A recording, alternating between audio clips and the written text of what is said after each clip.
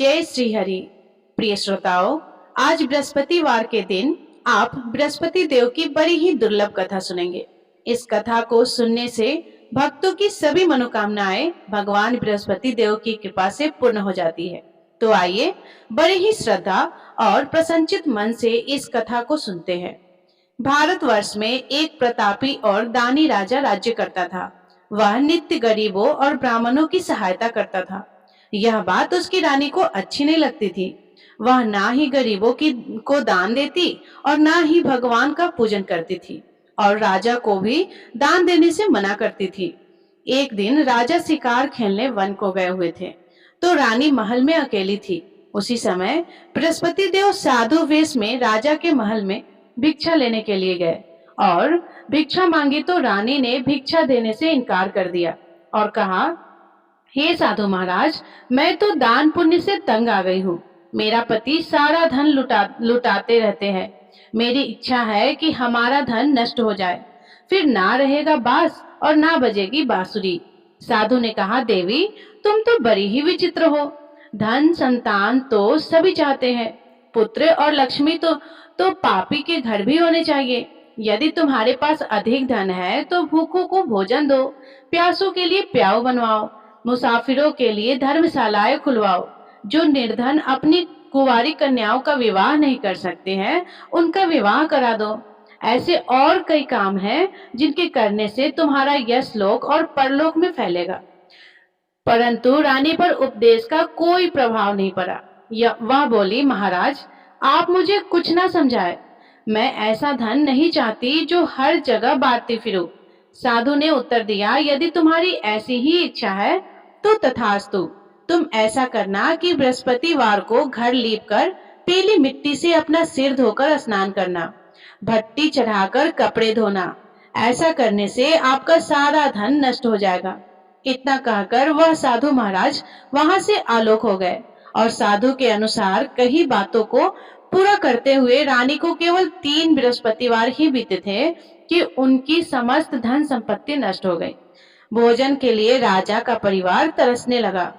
तब एक दिन राजा ने रानी से बोला कि हे रानी, तुम यहीं रहो, मैं दूसरे देश को जाता हूँ, क्योंकि यहाँ पर सभी लोग मुझे जानते हैं, इसीलिए मैं कोई छोटा कार्य नहीं कर सकता। ऐसा कहकर राजा परदेश चला गया। वहां वह जंगल से लकड़ी काट कर लाता और शहर में बेचता था। इस तरह वह अपना जीवन व्यतीत करने लगा। इधर राजा के परदेश जाते ही रानी और दासी दुखी रहने लगी। एक बार जब रानी और दासी को 7 दिन तक बिना भोजन के रहना पड़ा, तो रानी ने अपनी दासी से कहा, हे दासी, पास ही के नगर में मेरी बहन रहती है। वह बड़ी धनवान है, तो उसके पास जा और कुछ लेकर आ, ताकि थोड़ा बहुत गुजर बसर हो सके। रानी की दासी उसकी बहन के पास गई। उस दिन गुरुवार था और रानी की बहन उस समय बृहस्पतिवार व्रत की कथा सुन रही थी। दासी ने रानी की बहन को अपनी रानी का संदेश दिया, लेकिन रानी की बड़ी बहन ने कोई उत्तर नहीं दिया। जब दासी को रानी की बहन से कोई उत्तर नहीं मिला, तो वह बहुत दुखी हुई और उसे क्रोध भी आया। दासी ने वापस आकर रानी को सारी बात बता दी। सुनकर रानी ने अपने भाग्य को कोसा। उधर रानी की बहन ने सोचा कि मेरी बहन की दासी आई थी, परंतु मैं उससे नहीं बोली, इससे वह बहुत दुखी हुई होगी। कथा सुनकर और पूजन समाप्त करके वह अपनी बहन के घर आई और कहने लगी, हे बहन, मैं बृहस्पतिवार का व्रत कर रही थी।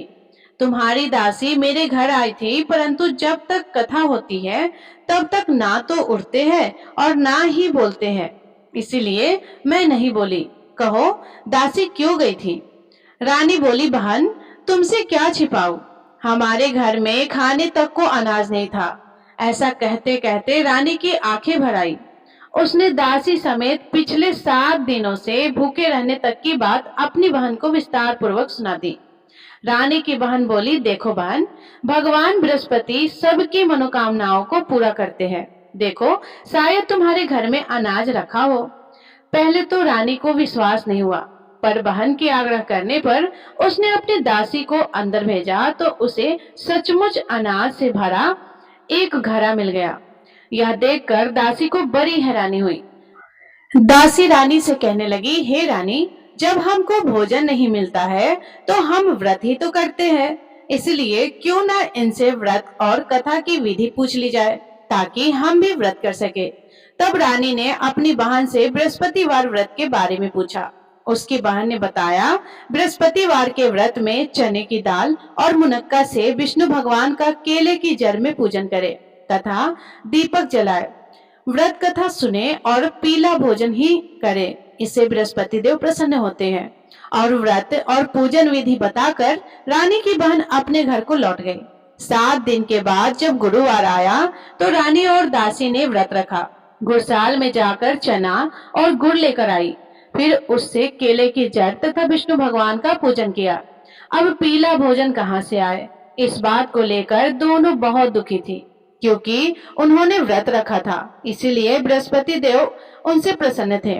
इसलिए वे एक साधारण व्यक्ति का रूप धारण करके 2 थालों में सुंदर पीला भोजन दासी को दे गए। भोजन पाकर दासी बहुत प्रसन्न हुई और फिर रानी के साथ मिलकर भोजन किया।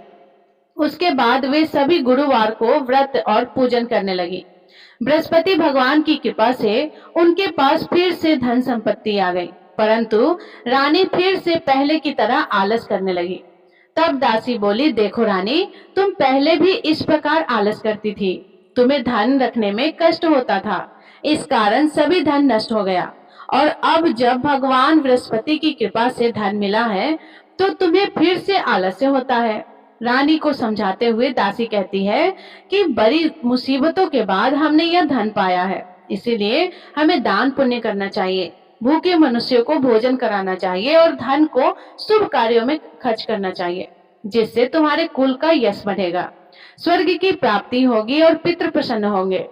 दासी की बात मानकर रानी अपना धन शुभ कार्यों में खर्च करने लगी, जिससे पूरे नगर में उसका यश फैलने लगा। उधर एक दिन राजा दुखी होकर जंगल में एक पेड़ के नीचे आसन जमाकर बैठ गया। वह अपनी दशा को याद करके व्याकुल होने लगा। बृहस्पतिवार का दिन था। एकाएक उसने देखा कि निर्जल वन में एक साधु प्रकट हुए।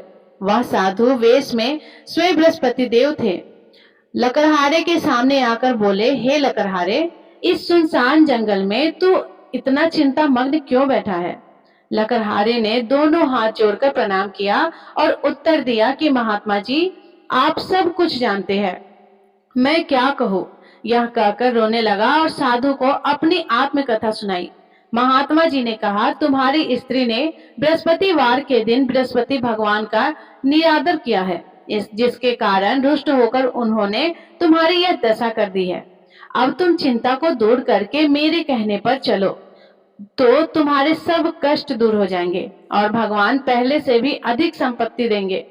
तुम बृहस्पतिवार के दिन कथा किया करो। 2 पैसे के चने मुनक्का लाकर उसका प्रसाद बनाओ और शुद्ध जल से लोटे में शक्कर मिलाकर अमृत तैयार करो। कथा के पश्चात अपने सारे परिवार और सुनने वाले प्रेमियों में अमृत व प्रसाद को बांटकर खुद भी ग्रहण करें।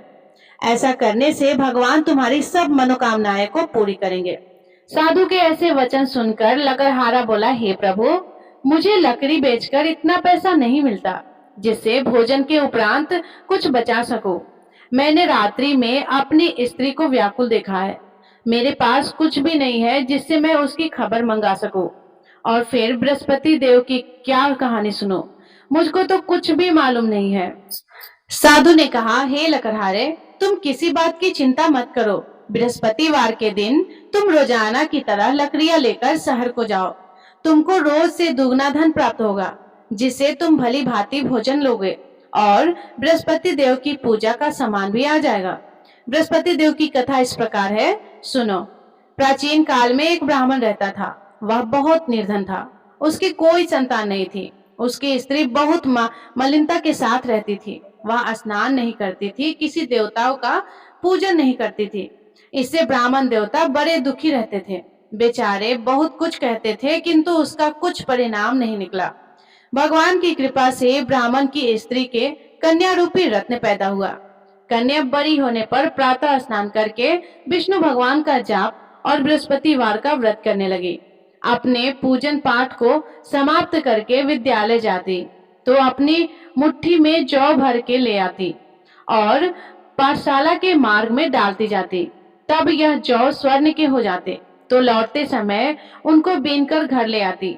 एक दिन वह बालिका सूप में उस सोने के जौ को फटककर साफ कर रही थी कि उसके पिता ने देख लिया और कहा, हे बेटी, सोने की जौ के लिए सोने का सूप भी होना चाहिए। दूसरे दिन बृहस्पतिवार था। इस कन्या ने व्रत रखा और बृहस्पति देव से प्रार्थना करके कहा, मैंने आपकी पूजा सच्चे मन से की है, तो मेरे लिए सोने का सूप दे दो। बृहस्पति देव ने उसकी प्रार्थना स्वीकार कर ली। रोजाना की तरह वह कन्या जौ फैलाती हुई जाने लगी। जब लौटकर जौ बीन रही थी, तो बृहस्पति देव की कृपा से सोने का सूप मिला। उसे वह घर ले आई और उसमें जौ साफ करने लगी, परंतु उसकी माँ का वही ढंग रहा। एक दिन की बात है कि वह कन्या सोने के सूप में जौ साफ कर रही थी। उस समय उस शहर का राजपुत्र वहां से होकर निकला। इस कन्या के रूप और कार्य को देखकर मोहित हो गया और अपने घर आकर भोजन और जल त्याग कर उदास होकर लेट गया।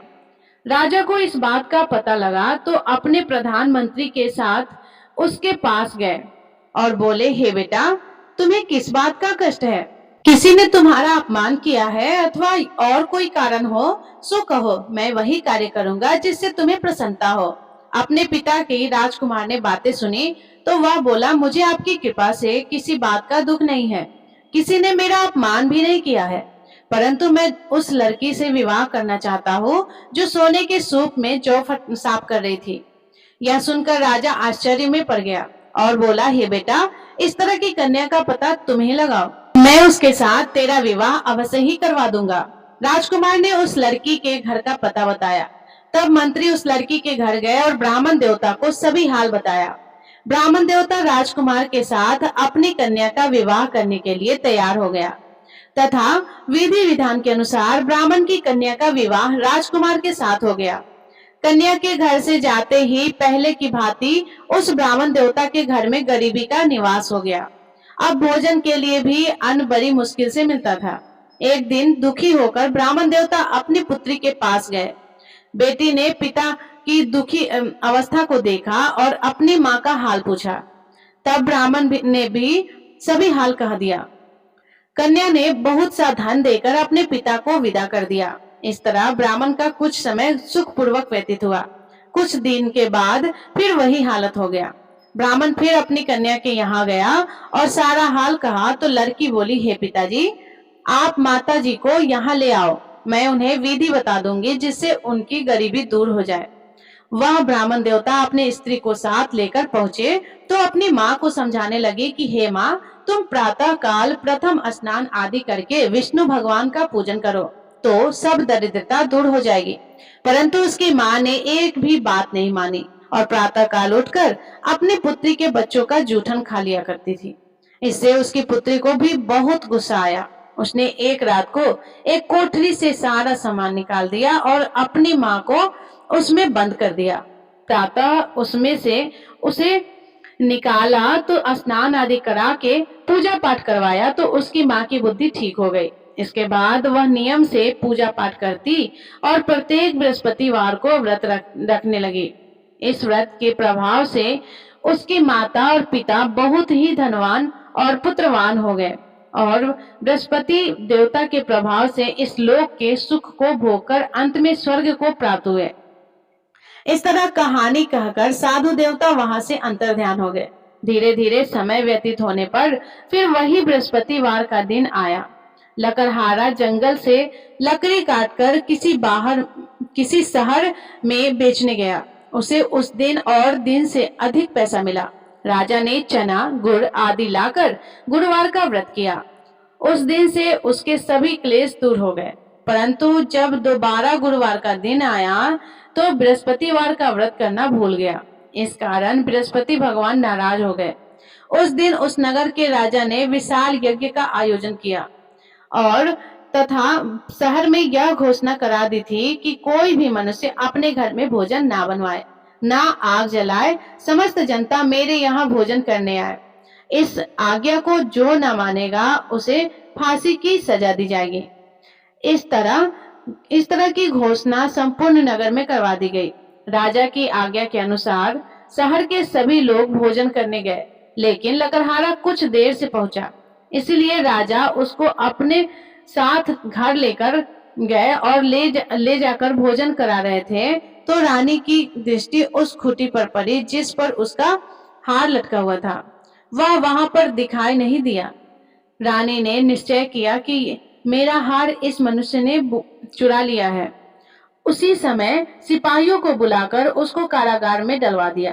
तब लकड़हारा कारागार में पड़ गया और बहुत दुखी होकर विचार करने लगा कि ना जाने कौन से पूर्व जन्म के कर्म है, मुझे यह दुख प्राप्त हुआ है। और उसी साधु को याद करने लगा जो कि जंगल में मिला था। उसी समय तत्काल बृहस्पति देव साधु के रूप में प्रकट हुए और उसकी दशा को देखकर कहने लगे, अरे मूर्ख, तूने बृहस्पति देव की कथा नहीं करी, इस कारण तुझे दुख प्राप्त हुआ है।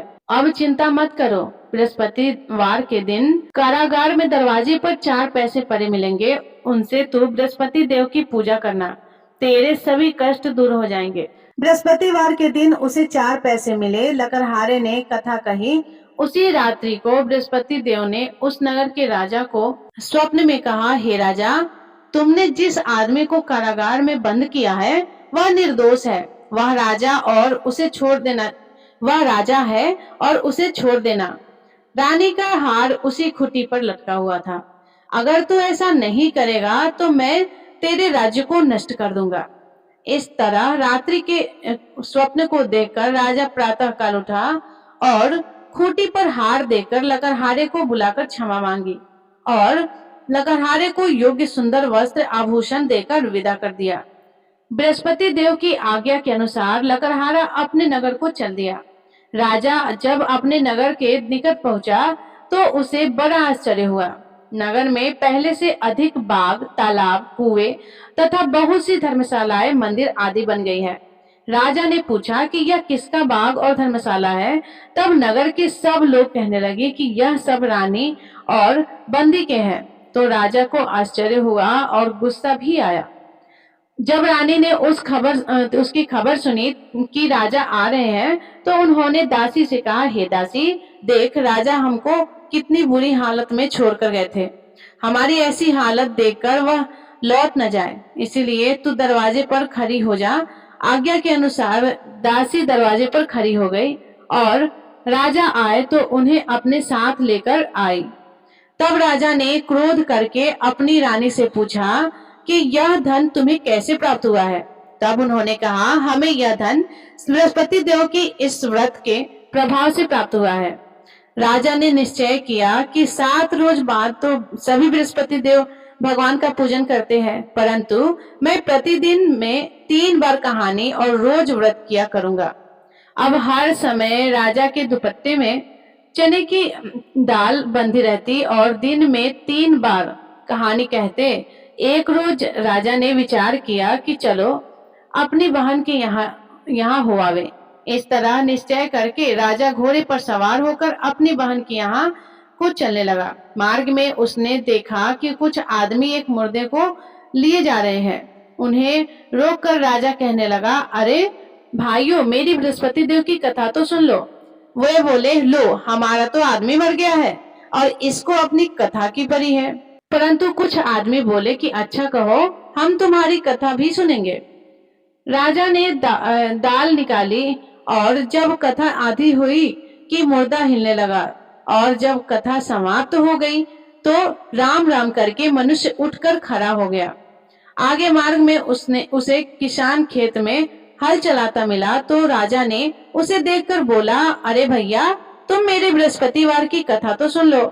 किसान बोला, जब तक मैं तेरी कथा सुनूंगा तब तक 4 हरैया जोत लूंगा। जा अपनी कथा किसी और को सुना। इस तरह राजा और आगे चलने लगे। राजा के हटते ही बैल पछाड़ खाकर गिर गए और किसान के पेट में बड़ी जोर का दर्द होने लगा। उस समय उसकी माँ रोटी लेकर आई और उसने जब यह देखा तो अपने पुत्र से सब हाल पूछा और बेटे ने सभी हाल कह दिया। तो बुढ़िया दौड़ी दौड़ी उस घुड़सवार के पास गई और उससे बोली कि मैं तेरी कथा सुनूंगी। तू अपनी कथा मेरे खेत पर चलकर ही कहना। राजा ने बुढ़िया के खेत पर जाकर कथा कही, जिसके सुनते ही वह बैल उठकर खड़े हो गए तथा किसान के पेट का दर्द भी बंद हो गया। राजा अपनी बहन के घर पहुंची। बहन ने भाई की खूब मेहमानी की। दूसरे रोज प्रातः काल राजा जगा तो वह देखने लगा कि सब लोग भोजन कर रहे हैं। राजा ने अपनी बहन से कहा, ऐसा कोई मनुष्य है जिसने भोजन नहीं किया हो तो मेरे बृहस्पतिवार का कथा सुन ले। बहन बोली कि हे भैया, यह देश ऐसा ही है कि पहले यहाँ लोग भोजन करते हैं, बाद में अन्य काम करते हैं।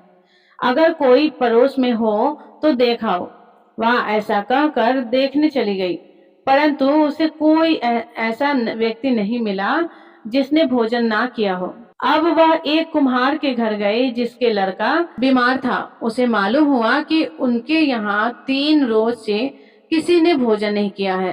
रानी ने अपने भाई की कथा सुनने के लिए कुम्हार से कहा। वह तैयार हो गया। राजा ने आकर बृहस्पतिवार की कथा कही, जिसको सुनकर उसका लड़का ठीक हो गया। अब तो राजा की प्रशंसा होने लगी। एक रोज राजा ने अपनी बहन से कहा कि हे बहन, अब हम अपने घर को जाएंगे, तुम भी तैयार हो जाओ।